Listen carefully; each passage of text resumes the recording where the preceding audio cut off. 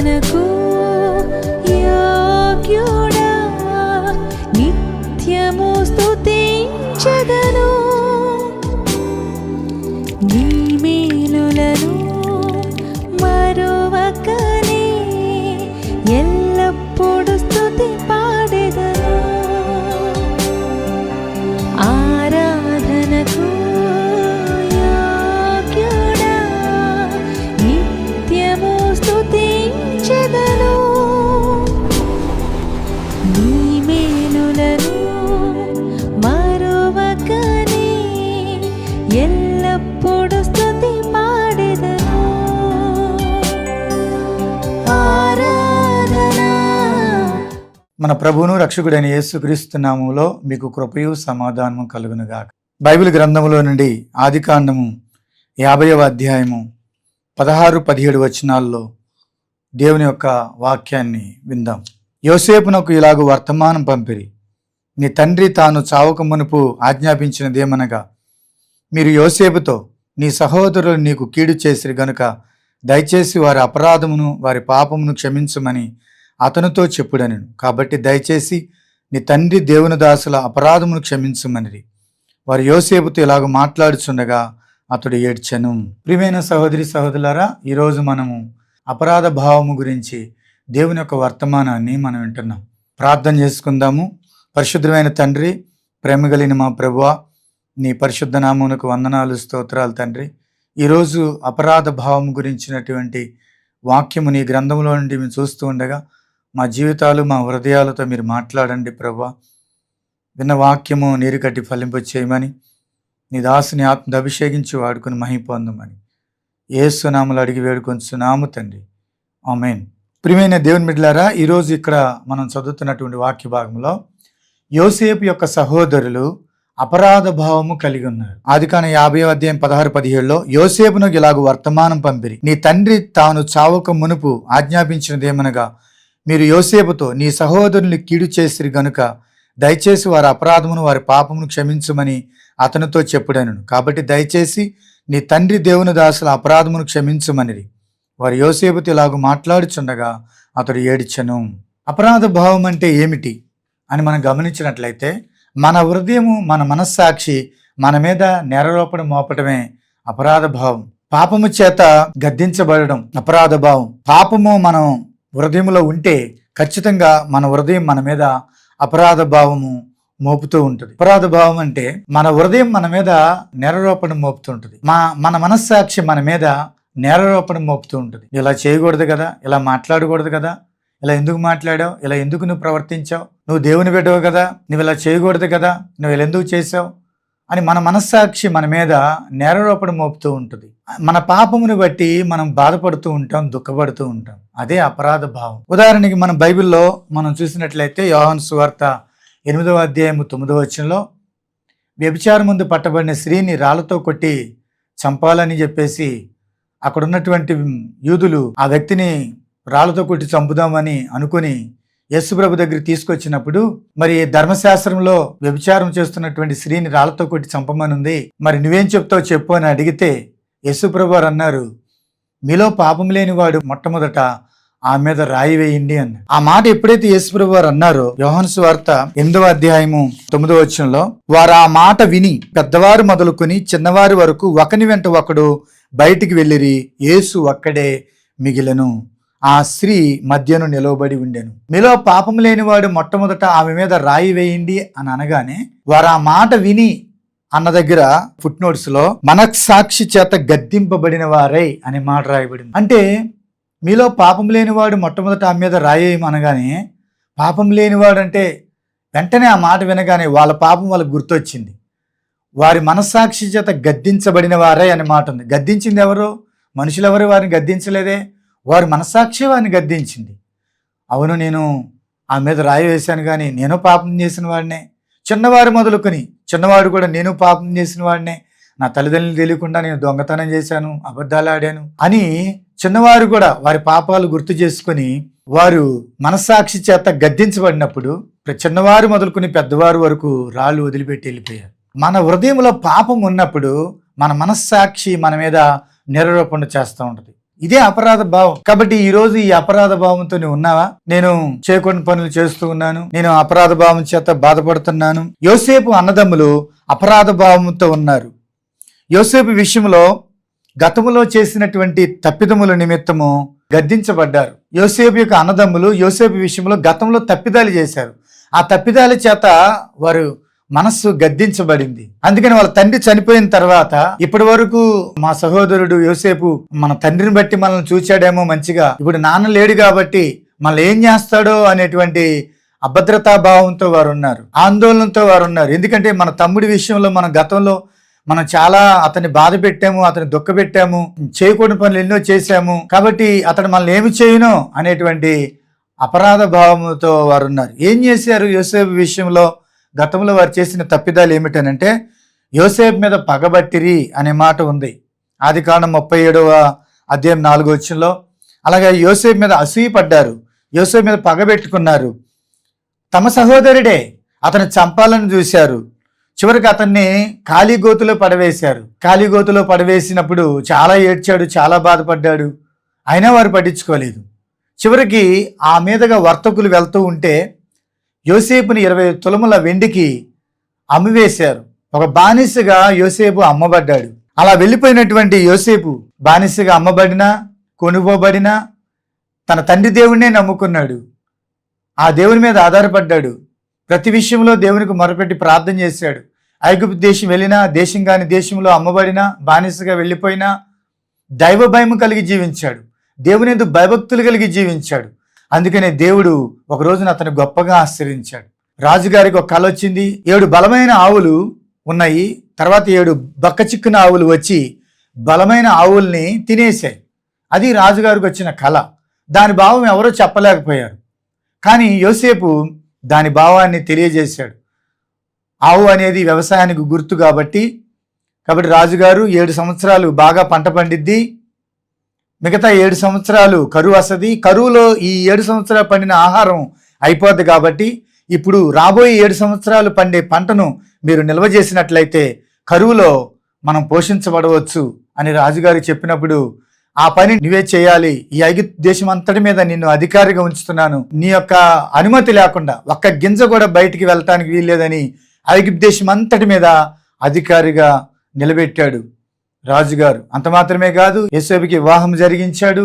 యోసేపుకి 2 కుమారులు పుట్టారు. తర్వాత కరువు వచ్చింది. ఆ కరువులో యోసేపు ఐగుప్తు దేశం అంతటిని ఏలుతా ఉన్నాడు. ఆ సమయంలో ఆహారం కోసం అప్పటికి 1 సంవత్సరం అయిపోయింది కరువు వచ్చి. 1 సంవత్సరానికే ప్రపంచమంతటా విలువలాడిపోయింది ఆహారం లేక. సమస్త దేశస్థులు ఐగుప్తు దేశంలో ఆహారం కొనటానికి వచ్చారు. ఎందుకంటే 7 సంవత్సరాలు పండినటువంటి ఆ బలమైన పంట వారు నిల్వ చేయడం జరిగింది గోడాంలో. అందుకని వారి దగ్గర ఆహారం ఉంది. ఆదికాండము 41వ అధ్యాయము 57వ వచనంలో, మరియు ఆ కరువు ప్రతి దేశమందు భారముగా ఉన్నందున సమస్త దేశస్థులు యోసేపునొద్ద ధాన్యము కొనుటకు ఐగుప్తునకు వచ్చిరి. సమస్త దేశస్థులు, ప్రపంచంలో ఉన్నటువంటి నలుమూల దేశంలో ఉన్నటువంటి వారందరూ కూడా ఆహారం కొనటానికి ఐగుప్తు దేశానికి వచ్చారు, యోసేపు దగ్గరికి వచ్చారు. ఎందుకంటే యోసేపు అధికారి కాబట్టి. వీళ్ళతో పాటు వారి అన్నలు కూడా వచ్చారు. వచ్చినప్పుడు యోసేపు వారిని గుర్తుపట్టాడు. వారైతే గుర్తుపట్టలేదు కానీ యోసేపు గుర్తుపట్టాడు. చివరికి మీరు ఎంతమంది ఏమిటి అని అడిగాడు. వాళ్ళు చెప్పారు, మేము 12 మంది, ఒక ఆయన చిన్నవాడు రాలేదు, తండ్రి దగ్గరే ఉన్నాడు, ఇంకో ఆయన లేడు అని చెప్పారు. మీరు చెప్పేదంతా అబద్ధం, మీరు ఆహారం కొనడానికి కాదు వచ్చింది, మా దేశం యొక్క గుట్టు తెలుసుకోవడానికి మీరు వచ్చారు అని చెప్పేసి అని వారిని 3 రోజులు చెరసాల్లో ఉంచాడు. వాళ్ళని ఏమి ఇబ్బంది పెట్టలేదు కానీ వారికి క్షమ సమాచారం, వారికి మంచి అన్నీ చూసుకున్నాడు. కానీ వాళ్ళ తమ్ముడు రాలేదు, బెన్యామీన్ రాలేదు. బెన్యామీన్ చూడాలని ఎంతో ఆశ యోసేపుకి.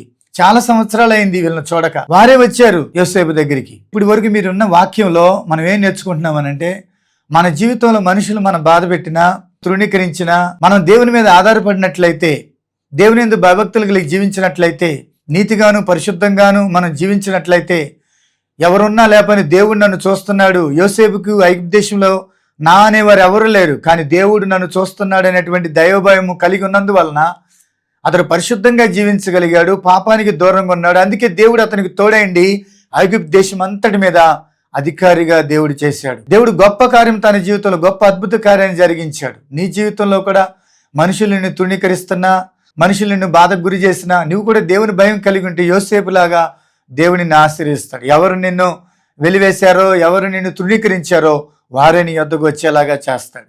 కాబట్టి యోసేపు అన్నదమ్ములు వచ్చారు, ధాన్యం కొనడానికి గుర్తుపట్టాడు, వారిని 3 రోజులు చెరసాల్లో ఉంచాడు. ఆ మాట మనము ఆదికాండము 42వ అధ్యాయం 17వ వచనంలో వారిని 3 దినములు చెరసాల్లో వేయించును. 18వ వచనం, 3వ దినమున యోసేపు వారిని చూచి, నేను దేవునికి భయపడేవాడును, మీరు బ్రతుకున్నట్లు దీన్ని చేయుడి. ఏమిటనంటే, మీరు ఒక వ్యక్తిని ఇక్కడ ఉంచి మిగిలిన వాళ్ళందరూ ఆహారం తీసుకుని వెళ్ళండి, మీరు వచ్చేటప్పుడు చిన్నవాడిని, అనగా 12వ వాడు ఉన్నారన్నారు కదా, ఆయన కూడా తీసుకొని రండి అని అన్న. ఆ చిన్నవాడిని తండ్రి పంపించడానికి ఇష్టపడతలేదు, ఎందుకంటే వీడికంటే ముందు పుట్టినవాడు చనిపోయాడు కాబట్టి అతన్ని ఉంచుకున్నాడు.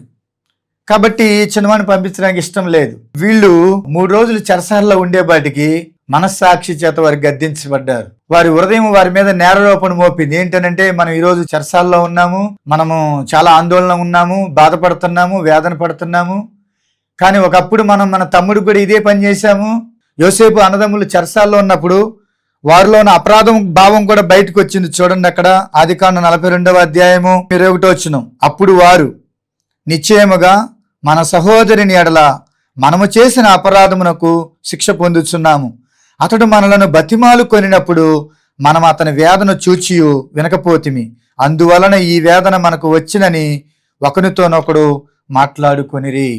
పెద్దవాడు అంటున్నాడు అక్కడ, రూబేను 22వ వచనంలో, నేను ముందే చెప్పానుగా, ఆ చిన్నవాడిని చంపొద్దు, పాపం చేయొద్దు, అతని రక్తము చిందించొద్దు అని చెబితే మీరు విన్నారా అని ఒకరి మీద ఒకరు అక్కడ నిందలు మోపుకుంటూ, మనం చేసిన అపరాధమును బట్టి, పాపమును బట్టి ఈరోజు మనం ఈ శిక్షను అనుభవిస్తున్నామని అక్కడ యోసేపు అన్నదమ్ములు చెప్పడం జరిగింది. పాపం మన హృదయంలో ఉన్నప్పుడు తప్పిదాలు అనేవి మనం దేవుని పట్ల చేస్తాం, మనుషుల పట్ల చేస్తాం. పాపం అనేది దేవుని పట్లను మనుషుల పట్లను చేస్తాం. మనం చేసినటువంటి పాపం పోవాలనంటే మనం ఒప్పుకుని విడిచిపెట్టినప్పుడే పోతుంది. తప్పిపోయిన కుమారుడు ఏమన్నాడంటే, పాపం చేసిన ప్రతి మనిషి దేవుని విషయంలోనూ మనుషుల విషయంలోనూ చేస్తాడు. తప్పిపోయిన కుమారుడు ఏమన్నాడు, తండ్రి నీకు విరోధముగాను పరలోకమునకు విరోధముగాను పాపము చేసి తిని అన్నాడు. చేసే ప్రతి పాపము దేవుని ఎదుటను మనుషుల ఎదుటను చేస్తాం. కాబట్టి దేవుని ఎదుట మనుషుల ఎదుట చేసిన ప్రతి పాపాలు మనం ఒప్పుకుని విడిచిపెట్టాలి. కొన్ని విషయాలు మనుషుల దగ్గర ఒప్పుకోని పరిస్థితులు ఉన్నప్పటికీ దేవుని దగ్గర మనం ఒప్పుకుని విడిచిపెట్టాలి. మన మనస్సాక్షి మన మీద ఏ నేరారోపణ మోపుతుందో వాటన్నిటిని ఒప్పుకుని మనం విడిచిపెట్టాలి. చూడండి, ఇక్కడ అపరాధ భావం అన్నదమ్ముల్లో ఉంది. తర్వాత యోసేపు తన అన్నదమ్ములకు పరిచయం చేసుకున్నాడు, మీరు అమ్మేసిన యోసేపు నేనే, మీరు బాధపడకండి, దుఃఖపడకండి, ఇంకా కరువు కలిగిన సంవత్సరాలు ఇంకా 5 ఉన్నాయి, కాబట్టి నాన్న తీసుకొచ్చేయండి, మీరందరూ వచ్చేయండి, నేను మిమ్మల్ని పోషిస్తానన్నప్పుడు వాళ్ళందరూ వచ్చేసారు. తండ్రి కూడా వచ్చాడు, చూచారు. చివరికి చాలా సంవత్సరాలు అక్కడ ఉన్న తర్వాత, తండ్రి చనిపోయిన తర్వాత తిరిగి మళ్ళీ వారు ఏ దేశంలో వచ్చారో ఆ కానాను దేశంలో తండ్రిని సమాధి చేసి తిరిగి వారు మరి ఐగుప్తు దేశానికి వచ్చిన తర్వాత అప్పుడు వాళ్ళల్లో మళ్ళా ఒక అపరాధ భావం ఏంటంటే, ఇప్పటి వరకు మన సహోదరుడు తండ్రిని బట్టి మనల్ని చూశాడు అనుకుంటా మంచిగా, ఇప్పుడు తండ్రి లేడు కాబట్టి మనల్ని ఏం చేస్తాడో అనుకుని వాళ్ళు ఇలాగ వర్తమానం పంపారు. ఆదికాండం 50వ అధ్యాయం 15వ వచనం చదువుతున్నాను. యోసేపు సహోదరులు తమ తండ్రి మృతి పొందుట చూచి, ఒకవేళ యోసేపు మన యందు పగబట్టి మనం అతనికి చేసిన కీడంతటి చొప్పున మనకు నిశ్చయముగా కీడు జరిగించుననుకుని యోసేపునకు ఇలాగ వర్తమానం పంపిరి. నీ తండ్రి తాను చావుకు మునుపు ఆజ్ఞాపించినదేమనగా, మీరు యోసేపుతో నీ సహోదరులు నీ కీడు చేసిరు గనుక దయచేసి వారి అపరాధమును వారి పాపమును క్షమించుమని అతనుతో చెప్పుడనెను. కాబట్టి దయచేసి నీ తండ్రి దేవుని దాసుల అపరాధము క్షమించుమనిరి. వారు యోసేపుతో ఇలాగ మాట్లాడుచుండగా అతడు ఏడ్చెను. వాళ్ళ నాన్న బ్రతికున్నప్పుడు ఈ మాట అన్నాడో లేదో తెలియదు, కానీ వాళ్ళు ఏమని వర్తమానం పంపారంటే, నాన్న బ్రతికున్నప్పుడు మీరు యోసేపు విషయంలో మీరు తప్పిదాలు చేశారు, కాబట్టి మీరు వెళ్ళి తమ్ముడిని అడగండి, తమ్ముడు నీ విషయంలో మేము ఈ విధంగా తప్పిదాలు చేశాము, మమ్మల్ని క్షమించమని అడగండి, మీ తమ్ముడు మిమ్మల్ని క్షమిస్తాడు అని నాన్న బతుకున్నప్పుడు చెప్పాడు అని వీళ్ళు ఇక్కడ మాట్లాడుతున్నారు. బహుశా చెప్పుండొచ్చేమో, మనకు తెలియదు. కానీ ఇక్కడ మనం చూసినట్లయితే వారు ఇలాగ వర్తమానం పంపారు. అదే గనక యోసేపు అన్నదమ్ములు ముందుగానే ఐగుప్తు దేశానికి వచ్చినప్పుడు, తమ్ముడు మరి నీ విషయంలో ఈ విధంగా తప్పిదాలు చేసాం, మమ్మల్ని క్షమించమంటే ఆ రోజు సూటిగా ఒప్పుకుంటే ఎంత బాగుండేది, అపరాధ భావం ఉండేది కాదు కదా. యోసేపు రండి అంటే వచ్చారు, మంచిగా ఉండండి అంటే ఉన్నారు, ఒక స్థలాన్ని సిద్ధపరిచాడు, ఆ స్థలంలో మీరు బ్రతకండి ఉండండి అన్నాడు, చక్కగా ఉన్నారు. కానీ ఆ పాపాన్ని వాళ్ళు యోసేపు విషయంలో చేసిన తప్పిదాలను వాళ్ళు సూటిగా వాళ్ళ సహోదరుడి ముందు ఒప్పుకోలేదు. ఆల్రెడీ వాళ్ళు ఒప్పుకోకపోయినా యోసేపు క్షమించాడు. కానీ ఎందుకో మరలా అపరాధ భావము వాళ్ళ చేత వాళ్ళు ఆందోళన చెందారు. చివరికి యోసేపు ఏమన్నాడంటే, మీరు దాని విషయంలో బాధపడొద్దు, నేను మిమ్మల్ని క్షమించాను అన్నాడు. చూడండి అక్కడ ఆదికాండం 50:21. కాబట్టి భయపడకుడి, నేను మిమ్మును మీ పిల్లలను పోషించదనని చెప్పి వారిని ఆదరించి వారితో ప్రీతిగా మాట్లాడాను. నన్ను బాధపెట్టిన విషయాలను మనస్ఫూర్తిగా నేను మిమ్మల్ని క్షమించాను, దాని విషయంలో మీరు భయపడొద్దు అని చెప్పేసి నేను మిమ్మల్ని పోషిస్తాను, నేను ఉన్నాను కాబట్టి మీకేం భయం లేదు అని యోసేపు అక్కడ చెప్పాడు. ప్రేమగా మాట్లాడాడు. ప్రేమ క్షమిస్తుంది, ప్రేమ పగబెట్టుకోదు, ప్రేమ ఉపకారం చూపుతుంది, ప్రేమ ఆదరిస్తుంది, ప్రేమ మరుగుపరిచిద్ది. కాబట్టి ప్రియమైన సహోదరి సహోదరులారా, యోసేపు యేసు ప్రభుకి సాదృశ్యంగా ఉన్నాడు. యేసు ప్రభు కూడా ఆయన ప్రేమ కలిగిన దేవుడు, క్షమించడానికి సిద్ధమైన మనసు కలిగిన వాడు. యోసేపు అన్నదమ్ములు కలిగి ఉన్నటువంటి అపరాధ భావం నువ్వు కలిగి ఉన్నావేమో.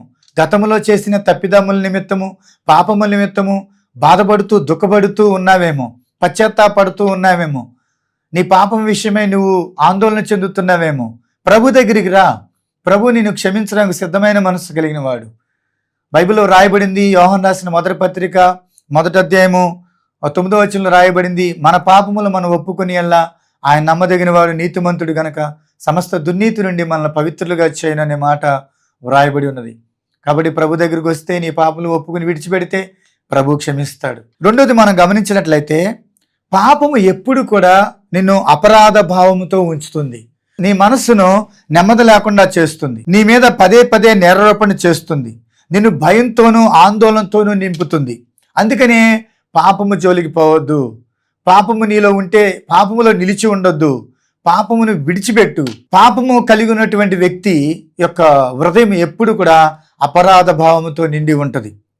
అపరాధ భావంతో ఉన్నటువంటి వ్యక్తి దేవుణ్ణి ఎంత మాత్రము సమీపించలేడు. అపరాధ భావముతో ఉన్న వ్యక్తి దేవుణ్ణి ధైర్యంగా సమీపించలేడు.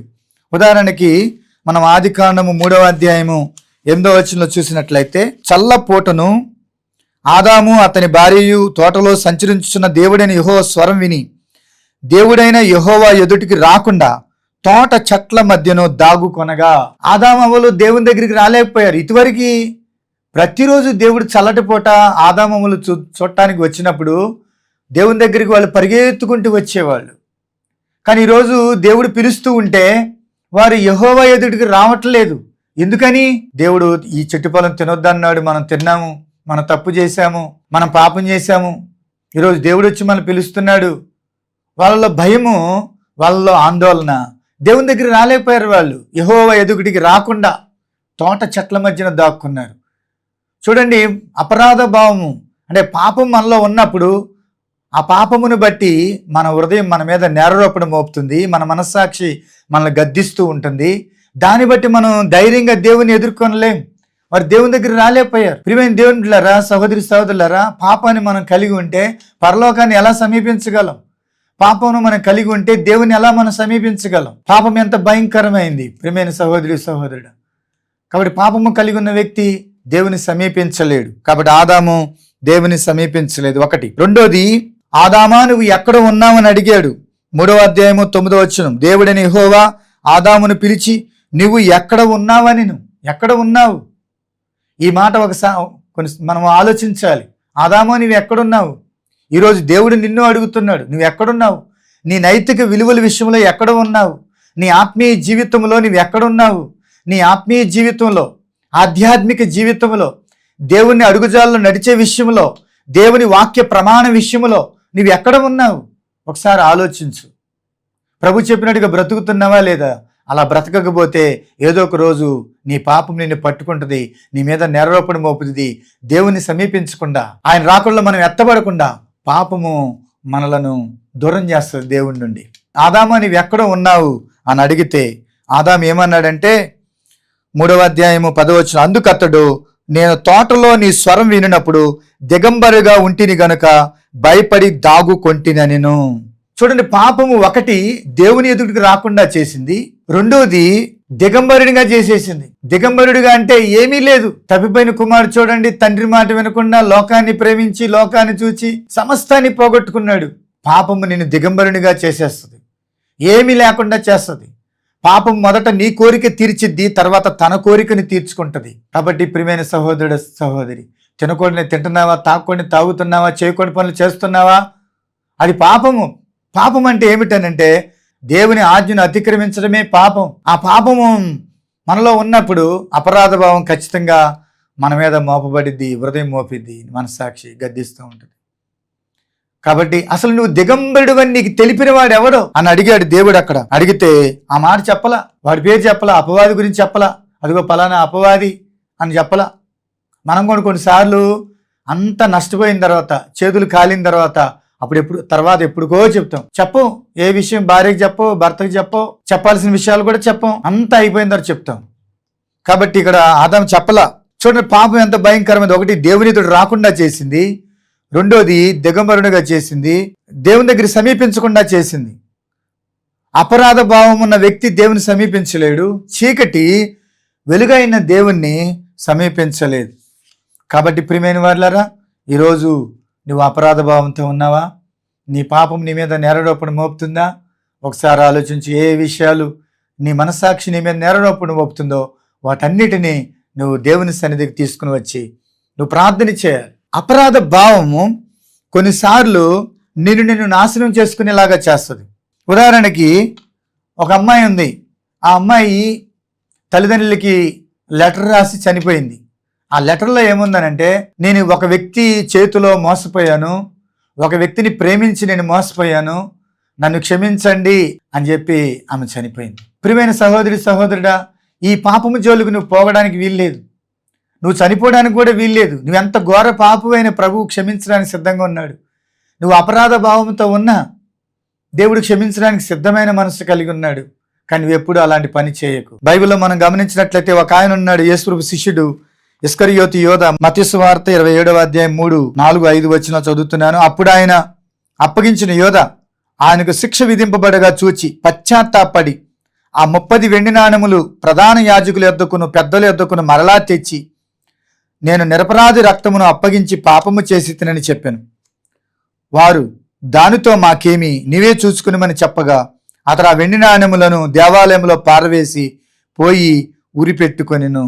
ఇస్కరియోతు యోధ, యేసు ప్రభు శిష్యుడైన ఇస్కరియోతు యోధ డబ్బు కోసం, 30 వెండి నాణాల కోసం యేసు ప్రభువుని అప్పగించాడు. అప్పగించిన తర్వాత ఆయనకి మరణశిక్ష విధింపబడగా చూచి పశ్చాత్తాపడ్డాడు. పశ్చాత్తాపం అంటే అర్థం ఏంటంటే, నా పాపము చేత దేవుని మనసును దుఃఖపెట్టానని బాధపడడమే పశ్చాత్తాపం. కాబట్టి తాను పశ్చాత్తాపడి, ఈ యేసు ప్రభు నన్ను ఎంతో ప్రేమించాడు, ఆయన నా అవసరతలు తీర్చాడు, నన్ను పోషించాడు 3.5 సంవత్సరాలు, నేను నమ్మకంగా లేకపోయినా నా ప్రభు నాకు నమ్మకంగా ఉన్నాడు, నమ్మకమైన వ్యక్తికి నేను నమ్మక ద్రోహం చేశాను, నాలంటోడు బ్రతకూడదు అనుకున్నాడు. ఈ 30 వెండి నాణాలు నాకెందుకు, నేను వాళ్ళకి ఇచ్చేస్తాను, ఇచ్చేస్తే దాంతో మాకేం పని, నువ్వే చూసుకోనంటే ఆ 30 వెండి నాణాలు దేవాలయంలో పారవేసి పోయి ఊరిపెట్టుకొని చనిపోతాడు. అపరాధ భావం ఎంత భయంకరమైందో ఆలోచించండి.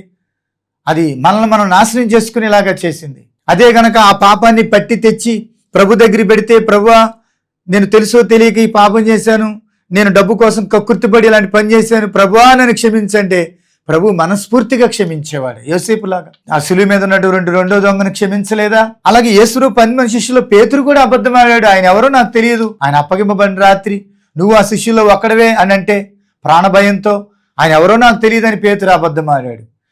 పేతురు యొక్క పాపము అబద్ధమని ఈ పాపము, ఇస్కరియోతు యోధ పాపము ఒకటే. పెద్ద పాపమైనా చిన్న పాపమైనా పాపం పాపమే. కానీ పేతురేమో అబద్ధమాడినా అతడు అనేకులకు ఆశీర్వాదకరంగా మారాడు. ఎందుకు అని అంటే తాను పశ్చాత్తాపడ్డాడు, తను నాశనం చేసుకొనలేదు, పశ్చాత్తాపడ్డాడు. ఒక రోజున యేసు ప్రభు వారు పేతురు యొక్క పశ్చాత్తాపాన్ని చూచి యేసు ప్రభు తిరిగి లేచిన రోజున అన్నాడు, స్త్రీలతో అన్నాడు, మార్కు సువార్త 16వ అధ్యాయం 7వ వచనంలో, నేను మీకంటే ముందుగా గలిలయకి వెళ్తున్నాను, నేను తిరిగి లేచానని పేతురుతో చెప్పండి అని స్పెషల్గా అక్కడ పేతురు గురించినటువంటి మాట వాడారు. తర్వాత లూకాసు సువార్త 24వ అధ్యాయము 34వ వచనంలో ప్రభు నిజముగా లేచి సీమోనుకు కనబడినని చెప్పుకొనుచుండిరి. స్పెషల్ గా సీమోనుకు కనబడ్డాడు. కొరింథీ మొదటి పత్రిక 15వ అధ్యాయం 4-5 వచనాల్లో ఆయన కేఫాకును అటు తర్వాత అనే మాట రాయబడింది. సీమోను కొరకు అనగా పేతురు కొరకు స్పెషల్ గా కనబడ్డాడు. ఎందుకు? పేతురు నా విషయంలో చేసిన తప్పిదాల నిమిత్తం పశ్చాత్తాపడుతున్నాడని పేతురు కొరకు కనబడ్డాడు. పేతురు కూడా ప్రభు ఎదుట పశ్చాత్తాపడినప్పుడు ప్రభు క్షమించాడు. పేతురు అనేకులకి ఆశీర్వాదకరంగా దేవుడు చేశాడు. నీ పాపమును కూడా విషయమై నువ్వు పశ్చాత్తాపడుతున్నావేమో, బాధపడుతున్నావు, ప్రభువుని సమీపించు. నువ్వు ఎక్కడున్నా, ఏ స్థలంలో ఉన్నా నువ్వు దేవుణ్ణి అడుగు, ప్రభువా నా పాపములు క్షమించు, నేను చేసిన తప్పిదాలు క్షమించమని మనస్ఫూర్తిగా పశ్చాత్తాప హృదయంతో నువ్వు ప్రార్థన చేయి. దేవుడు ఖచ్చితంగా నిన్ను క్షమిస్తాడు. ఈరోజు ఒక తీర్మానం తీసుకో, ఒక మంచి నిర్ణయం తీసుకో. తప్పిపోయిన కుమారుడు లూకాసు వార్త 15వ అధ్యాయము 18వ వచనం, నేను లేచి నా తండ్రి వద్దకు వెళ్ళి, తండ్రి నేను పరలోకమునకు విరోధముగాను నీ ఎదుటను పాపము చేసి తిని ఇక మీదట నీ కుమారుడు అనిపించుకొనుటకు యోగ్యుడను కాను, నన్ను నీ కూలివారిలో ఒకనిగా పెట్టుకునిమని అతనితో చెప్పుదును అనుకుని లేచి తండ్రి వద్దకు వచ్చాను. అతను తీసుకున్న ఒక మంచి నిర్ణయం ఏంటంటే, నేను లేచి తండ్రి దగ్గరికి వెళ్తాను. నా తండ్రి మాట వినకుండా నా తండ్రిని ఎంతో దుఃఖపెట్టాను, బాధ పెట్టాను, నేను సమస్తాన్ని కోల్పోయాను. ఈ నా పరిస్థితుల నుండి మార్చేది నా తండ్రి మాత్రమే. కాబట్టి నేను లేచి నా తండ్రి దగ్గరికి వెళ్తాను, నా పాపాన్ని ఒప్పుకుంటాను. అక్కడ చూడండి, నీకును పరలోకమునకు విరోధముగా పాపము చేసి తిని. పాపము చేసే ప్రతి మనిషి దేవుని విషయంలో, మనుషుల విషయంలో చేస్తాడు. కాబట్టి ప్రియమైన వారులారా, దేవుని ఎదుట నీ పాపముని ఒప్పుకుని విడిచిపెట్టినట్లయితే ప్రభు తప్పనిసరిగా క్షమిస్తాడు. ఇర్మియా గ్రంథం 4వ అధ్యాయం 1వ వచనం, ఇదే యెహోవా వాక్కు, ఇశ్రాయేలు నువ్వు తిరిగి రానుద్దేశించినడలా నా యొద్దకే రావలెను. నువ్వు ఇటు అటు తిరుగుట మాని నీ హేయ క్రియలను నా సన్నిధి నుండి తొలగించి నువ్వు రానుద్దేశించిన నా యొద్దకే రా. నీ పాపమును బట్టి నువ్వు దుఃఖపడుతున్నావేమో, అపరాధ భావము చేత బాధపడుతున్నావేమో, నువ్వు ఎవరి దగ్గరికి చెప్పుకున్న ప్రయోజనం లేదు. ఎవరి దగ్గరికి వెళ్ళి నువ్వు చెప్పినా ఇంకా ఎక్కువ చేస్తారు కానీ తక్కువ చేయరు. కాబట్టి దేవుడు అంటున్నాడు, నువ్వు రానుద్దేశించి నువ్వు పడిపోయావో, చెడిపోయావో, ఆగమైపోయావో, నువ్వు నా దగ్గరికి రా, నేను నిన్ను క్షమిస్తాను అని దేవుడు చెప్తున్నాడు. కాబట్టి ప్రియమైన దేవుని బిడ్డలారా, ప్రభువును సమీపించి నీ పాపమును బట్టి నువ్వు పశ్చాత్తాపడితే ప్రభువు క్షమిస్తాడు. అదే రోమిలకు రాసిన పత్రిక 5వ అధ్యాయం ఆఖరి వచనంలో రాయబడింది. ఆఖరి వచనం ఆఖరి లైన్లో, పాపము ఎక్కడ విస్తరించునో అక్కడ కృప అపరిమితముగా విస్తరించుతున్నది. దేనికి అనంటే, పాపము నీ జీవితంలో నెమ్మది లేకుండా చేస్తుంది, సమాధానం లేకుండా చేస్తుంది, నీ జీవితంలో సమస్తాన్ని కూడా నేను పీల్చి పిప్పి చేస్తుంది. కానీ అలాంటి పడిపోయిన నిన్ను నిలబెట్టాలని కృప నిన్ను ప్రేమిస్తుంది. కృప నీకు సమీపంగానే ఉంది. ఈ కృపగల ఈ మాటలు, ఈ దేవుని మాటలు వింటున్న నీవు కృప ఉందని పాపములో నిలిచి ఉండబాకు. దేవుడు ప్రేమ గలని వాడని, క్షమించడానికి సిద్ధమైన మనసు గలవాడని పాపంలో నిలిచి ఉండబాకు. పాపం ఎప్పుడు నీ జీవితంలో నెమ్మది ఇవ్వదు, ఆశీర్వాదాన్ని ఇవ్వదు, దీవెని ఇవ్వదు. మంచిదనాలు నువ్వు చూడలేవు, దేవుని ధైర్యంగా సమీపించలేవు, పరలోకానికి ఎంత మాత్రం నువ్వు ప్రవేశించలేవు. ప్రభు త్వరగా రాబోతున్నాడు. కాబట్టి కృపను ఆధారం చేసుకుని నీతిమంతుడివై నీవు ఇంకా నీతిమంతుడిగా ఉండు, పరిశుద్ధుడై నీవు ఇంకా పరిశుద్ధుడిగా ఉండు. నీ పాపాలు ఒప్పుకుని విడిచిపెట్టు, ప్రభువు తప్పనిసరిగా క్షమిస్తాడు. నేనే నా చిత్తానుసారంగా నీ అతిక్రమములను తుడిచివేస్తాను, నీ పాపములు ఎన్నటికీ జ్ఞాపకం చేసుకుని దేవుడు చెప్తున్నాడు. మార్పు నొందిన హృదయాన్ని దేవుడు నీకు ఇస్తాడు, రాతి గుండె తీసివేసి మాంసపు గుండె నీకు ఇస్తాడు. దేవుడి కొద్ది మాటలు దీవించును గాక. ఆమెన్. ప్రార్థన చేసుకుందాం. ప్రేమగల తండ్రి, దయగలిగిన మా ప్రభువా, నీ పాదాలకు వందనాలు, స్తుతులు, స్తోత్రాలు చెల్లిస్తున్నాం నాయన. యోసేపు అన్నదమ్ములు అపరాధ భావంతో ఉన్నారు ప్రభు. యోసేపు విషయంలో చేసిన తప్పిదాలు నిమిత్తమై వారు అపరాధ భావంతో నిండి ఉన్నప్పుడు యోసేపు వారిని క్షమించాడు, వారిని ఆదరించాడు, వారితో ప్రీతిగా మాట్లాడాడు ప్రభు. పాపం ఎంత భయంకరమైందో మేము చూస్తున్నాం. అపరాధ భావంతో ఉన్న వ్యక్తి దేవుని సమీపించలేడని ఆదాము దేవుని సమీపించలేకపోయాడు ప్రభు. మా జీవితంలో ఎక్కడ పాపాన్ని చోటు ఇవ్వలేదు ప్రభు. నీ మాటలు ఉన్న ప్రతి ఒక్కరు తమ పాపం విషయమై ఒప్పుకుని విడిచిపెడుతున్నారు. అట్టి పాపము నుండి విడిపించమని వేడుకొంటున్నాను. నతడు యేసు నామములో వారి పాపములు క్షమించమని ప్రభా ప్రార్థన చేస్తున్నాను. మీరు ఎవరి పాపములు క్షమించుదురో వారి పాపములు క్షమించుదురని చెప్పిన దేవా, వారి పాపములు క్షమించండి.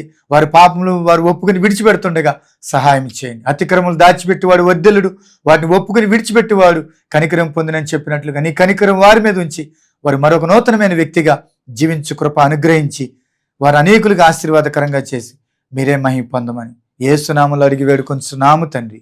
ఆమేన్. మన తండ్రిని దేవుని ప్రేమయు ప్రభునేసుక్రీస్తు కృపయు పరిశుద్ధాత్మక అన్యోన్య సహవాసము సకల దేవుని దేవుని మాట విన్న ప్రతి ఒక్కరికి పరిశుద్ధుల సహవాసమునకును సంగమునకు దేవుడు సదాకాలము తోడి నడిపించును గాక. ఆమేన్.